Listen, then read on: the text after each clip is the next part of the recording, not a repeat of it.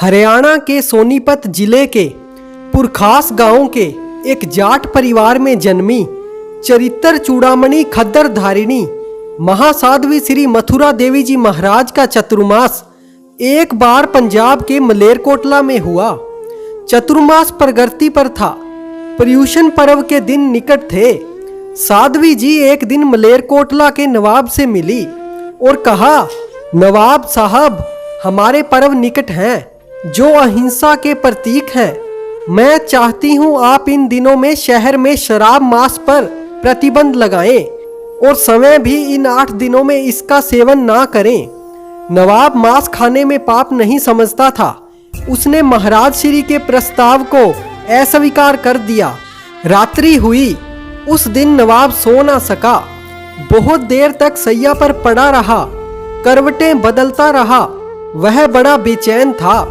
बेचैनी में उसकी आंख लगी। उसने एक भयंकर सपना देखा कि वह सब प्राणी जिनका वह मांस खाता था, उन सभी ने उसे घेर लिया है। पसीना पसीन होकर नवाब की निद्रा टूट गई। नवाब को एक आकृति दिखाई दी। उस आकृति ने नवाब को शांत करते हुए कहा, घबराओ मत नवाब, धर्म की शरण ग्रहण करो, धर्म ही तुम्हारी रक्षा करेगा। नवाब को दिन में जैन साध्वी के साथ हुआ वार्तालाप स्मरण हुआ। उसे बड़ा पश्चाताप हुआ। उसने बड़ी मुश्किल से रात बिताई।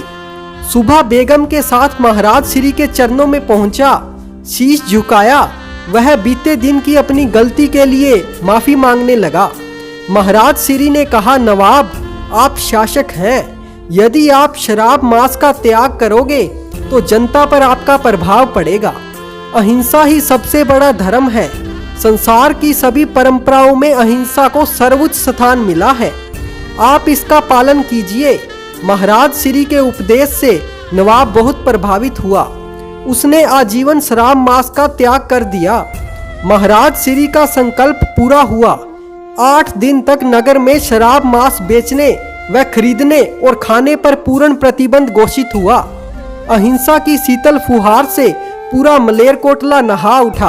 अब नवाब प्रतिदिन स्थानक में आकर प्रवचन सुनता था। यह था साध्वी श्री मथुरा देवी जी महाराज का महान प्रभाव। वह जो भी संकल्प कर लेते थे उसे पूर्ण करके छोड़ते थे। जिन शासन की ऐसी महान साध्वी जी को कोटि कोटि नमन। जय जिन शासन, जय महावीर।